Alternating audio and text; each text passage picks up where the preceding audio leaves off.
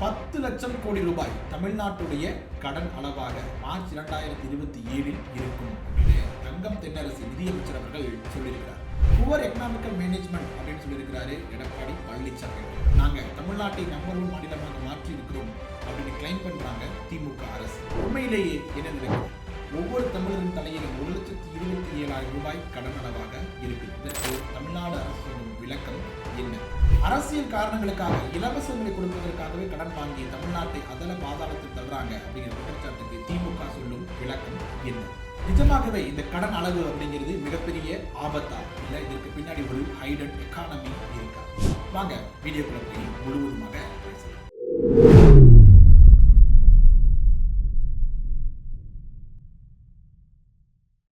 வணக்கம் மக்களே, நான் உங்கள் மது கோபாசையிலிருந்து. 10 லட்சம் கோடி ரூபாய் கடன் அளவாக இருக்கும் அப்படின்னு தங்கம் தென்னரசு அவர்கள் சட்டசபையிலேயே சொல்லியிருக்கிறார். சரி, கடன் எதனால தமிழகத்திற்கு ஏறிட்டே போகுது? இப்போ ஒரு 4 மாதங்களுக்கு முன்னாடி 9 லட்சத்தி சில்லறையாக இருந்தது. இப்போ 10 லட்சத்தை தாண்டி 10,77,000 கோடி ரூபாயாக இப்போது இருக்குது அப்படின்னு சொல்லப்படுது. ஒவ்வொரு தமிழரின் தலையிலும் இன்னைக்கு ஒரு குழந்தை பிறக்குது அப்படின்னா அந்த குழந்தையின் தலையில 1,27,000 ரூபாய் அப்படிங்கிறது கடன் அளவாக இருக்குது.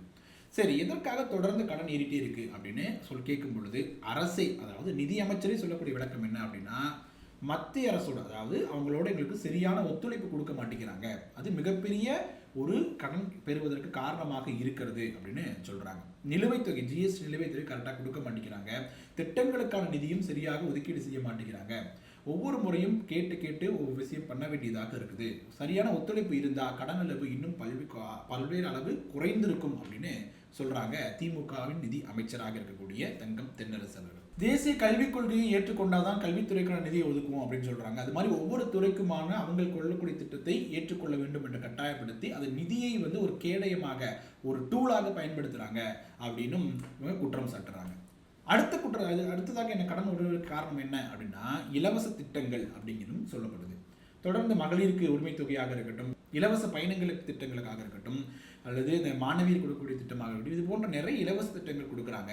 இதற்கு பெறக்கூடிய கடன் அப்படிங்கிறதுனால தான் மிகப்பெரிய அளவில் இது மாற்றம் அடைஞ்சிருக்கிறது. இவங்க அரசியல் காரணத்திற்காக தான் இது மாதிரிலாம் இலவசங்கள் கொடுத்து தமிழ்நாட்டை கடன் குழியில தள்ளுறாங்க அப்படிங்கிற மாதிரி குற்றச்சாட்டையும் முன்வைக்கிறாங்க.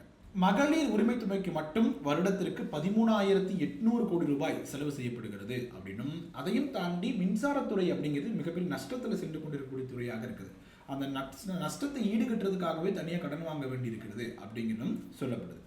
அது இன்னொரு பக்கத்து பார்த்தோம் அப்படின்னா, அந்த கடனுக்காக வட்டி கட்டுறோம். 68,000 கோடி ரூபாய் கடனுக்காக தமிழ்நாடு அரசு வட்டி கட்டு கொண்டிருக்கிறது. இந்த வட்டி கட்டுவதற்காகவே குறிப்பிட்ட கடன் வாங்க வேண்டியதாக இருக்கிறது அப்படின்னு சொல்லப்படுது. இதெல்லாம் தான் முக்கியமான ஃபேக்டர்ஸாக கடன் தமிழ்நாட்டில் அதிகரித்து கொண்டே போவதற்கு காரணங்களாக சொல்லி அடுக்கிட்டு இருக்காங்க. அடுத்த கேள்வி மனசில் எழும் என்ன அப்படின்னா, கடன் வாங்குறது தப்பா? கடன் வாங்கினா தானே ஏதாவது இன்வெஸ்ட் பண்ண முடியும், அடுத்து growth போக முடியும் அப்படிங்கிறது இன்னொரு வாதமாக இருக்கு. ஒரு வளரக்கூடிய பொருளாதாரத்தில் கடன் வாங்குவது அப்படிங்கிறது தவிர்க்க முடியாதது, அது தவறும் இல்லை அப்படின்னு தான் சொல்லணும். ஆனால் அது கட்டுக்குள் இருக்க வேண்டும் அப்படிங்கிறது தான் கான்செப்டே. ஒரு புரியும்படி எளிமையாக சொல்லணும் அப்படின்னா, கடன் வாங்குறது 2ஆக பிரிக்கலாம். 2 தந்தைகளை ஒப்பிட்டு பார்க்கலாம். ஒரு தந்தை தன்னுடைய மகளின் கல்விக்காக கடன் வாங்குறார், இன்னொரு தந்தை தன்னுடைய சுய லாபத்திற்காக ஏதோ ஒரு தண்ணி அடிக்கிறதுக்கோ இதுக்கோ வாங்குறாரு அப்படின்னு வச்சுக்கலாம். 2 கடனையும் ஒப்பிட்டே பார்க்க முடியாது. கடனை வாங்கி எந்த இடத்துல இன்வெஸ்ட் பண்ணுறோம், அந்த சொத்துக்களாக பெருக்கிறோமா, மூலதன சொத்துக்களை பெருக்கிறோமா, உட்கட்டமைப்பை மேம்படுத்துகிறோமா, அந்த 1000 ரூபாய் கடன் வாங்குறோம்னா அதை இன்வெஸ்ட் பண்ணி அதை 10,000 ரூபாய்க்கு மாற்றுறோமா அப்படிங்கிறது இந்த இடத்துல பார்க்கணும். ஒருவேளை 10,000 ரூபாய் மாறுச்சு அப்படின்னா கடன் வாங்குறது தப்பு இல்லை, நான் இலவசங்களுக்காக வாங்குகிறோம், பொலிட்டிக்கலாக எங்களுடைய ஒரு குறிப்பிட்ட கட்சியினுடைய மைலேஜ் அதிகப்படுத்திக்கிறதுக்காக கடன் வாங்குகிறோம் அப்படின்னா அது மிகப்பெரிய தவறு. சரி, தமிழ்நாடு இந்த 2 இடத்துல எந்த இடத்துல இருக்கு அப்படின்னு பார்த்தோம் அப்படின்னா, அரசியல் சார்ந்த பார்வையை ஓரம் கட்டி வச்சுட்டு நம்ம எக்கனாமிக்கலாக பொருளாதார ரீதியாக மட்டும் இதை பார்த்தோம், தரவுகளை அடிப்படையாக வச்சு பார்த்தோம் அப்படின்னா, தமிழ்நாடு அரசு பல்வேறு விதங்களில் தன்னுடைய உட்கட்டமைப்பை அதிகரிப்பதற்காகவும் மக்கள் நல திட்டங்களுக்காகவும் தான் பெருவாரியான கடனை வாங்கியிருக்காங்க. ரிசல்ட் அப்படிங்கிறதும் கிரவுண்டில் தெரியுது. அதாவது எக்கானமி, பொருளாதார வளர்ச்சி என்பதும் இரட்டை இலக்கத்தை இந்த முறை முதல் டைமாக தமிழ்நாடு அரசு அச்சீவ் பண்ணியிருக்காங்க. அப்படிங்கிறத பார்த்தாலே இந்த கடன் அப்படிங்கிறது ஏதோ ஒரு வகையில் சரியான பாதையில் தான் இன்வெஸ்ட் பண்ணிட்டு இருக்காங்க அப்படிங்கிறத நம்ம தெரிஞ்சுக்கலாம். அதையும் தாண்டி மகளிர் உரிமை தொகைக்காக பெரும் பகுதியான தொகை செலவிடப்பட்டு கொண்டிருக்கிறது. இது மக்கள்கிட்ட மணி ஃப்ளோவை அதிகம் எடுத்து அது என்ன பண்ணுவாங்க, கடையில் கொண்டு போய் அங்கே வீட்டில் வச்சிருக்க போகிறது கிடையாது, ஏதோ இடத்துல போய் கொடுக்க போகிறாங்க, ஒரு பொருள் வாங்குறதுக்காக கொடுப்பாங்க. ஸோ அந்த பொருள் என்ன ஆகும், காலியாகும். காலியான என்ன பண்ணும், அதுக்கான தேவை அதிகரிக்கும். தேவை அதிகரிச்சிச்சு அப்படின்னா உற்பத்தி அதிகமாக பண்ணணும். உற்பத்தி அதிகமாக பண்ணணும் அப்படின்னா அந்த இடத்துல எக்ஸ்ட்ரா 4 பேருக்கு வேலை கொடுக்க வேண்டிய சூழல் உருவாகும். இப்போ இன்னும் 4 பேர் வேலை பெறுவாங்க. ஸோ இதுதான் ஒரு சைக்கிள் மாதிரி தொடர்ந்து நடந்துகிட்டே இருக்கும். இது நமக்கு எல்லா நேரத்திலும் நடந்து கொண்டு இருக்கக்கூடிய ஒரு பொருளாதார நிகழ்வு தான் இதெல்லாம். இது நமக்கு தெரியாது, கண்ணுக்கு நேரடியாக தெரியாது, ஆனால் ஒரு மறைமுகமாக இந்த விஷயங்கள் தொடர்ந்து நடந்துக்கிட்டே இருக்கும். இதற்கு இந்த மகளிர் உரிமை தொகை, இந்த மாணவர்களுக்கு கொடுக்கப்படுற தொகை போன்றவையெல்லாம் மிகப்பெரிய பங்கு வகிக்குது அப்படின்னு தரவுகள் நமக்கு சொல்லுது. அதே நேரத்தில் இலவச பேருந்து பயண திட்டத்தின் மூலமாக பெண்கள் பயணப்படுவது அப்படிங்கிறது அதிகரிச்சிருக்கிறது. வேலைக்கு செல்லக்கூடிய பெண்களின் எண்ணிக்கையும் அதிகரிச்சிருக்கிறது. தமிழ்நாட்டில் தொழிற்சாலைகளில் வேலை செய்யக்கூடிய பெண்களின் சதவீதம் 40 தாண்டி இருக்குது அப்படிங்கிறதை இதை கண்கூடாக பார்க்க முடியுது. சரிங்களா? இதன் மூலமாக தமிழ்நாட்டின் கடன் அப்படிங்கிறது ஏதோ ஒரு வகையில் நல்ல விஷயங்களுக்கு பயன்படுத்தப்படுகிறது அப்படின்னு பார்க்கலாம். இன்னொரு பக்கம் பார்த்தோம் அப்படின்னா இது அரசியல்களுக்காக பயன்படுத்துகிறாங்க அப்படின்னு குற்றச்சாட்டு சொல்லுது. இலவசங்களை காட்டி மக்களை ஏமாற்றுவதற்காக தொடர்ந்து கடன் வாங்கப்படுகிறது அப்படின்னு குற்றச்சாட்டு வைத்தாலும் கூட, அந்த அரசியலுக்காக திட்டங்கள் வகுத்தாலும் கூட அது பொருளாதார ரீதியாக கிரவுண்டில் ரிஃப்ளெக்ட் ஆகியிருக்கு. அந்த பொருளாதாரத்தில் பெண்கள் முன்னேற்றம் அடைந்து கொண்டே இருக்கிறாங்க அப்படிங்கிறத நம்ம கிரவுண்டில் பார்க்க முடியுது. அப்படிங்கும்போது இந்த வாதம் அப்படிங்கிறது அடிபட்டு போகிறது அப்படின்னு தான் நம்ம எடுத்துக்கணும். புள்ளியல் ரீதியாக இன்னொரு விளக்கத்தை தமிழ்நாடு அரசு கொடுக்குது. தமிழ்நாட்டின் கடன் எவ்வளவு பெறலாம் அப்படின்னா 28% வரைக்கும் கடன் பெறலாம். ஆனால் தமிழ்நாடு இப்போது 26% தான் கடன் வாங்கியிருக்கோம். ஸோ நாங்கள் கடன் வாங்குவதில் அந்த எல்லைக்கோட்டை இன்னும் தாண்டலை, நாங்கள் அந்த எல்லைக்குள்ளே தான் இருக்கிறோம். ஸோ நம்ம சேஃபான ஒரு இடத்துல தான் இருக்கிறோம். அதனால இது பெரிய பூதாகரமாக வேண்டிய அவசியம் கிடையாது.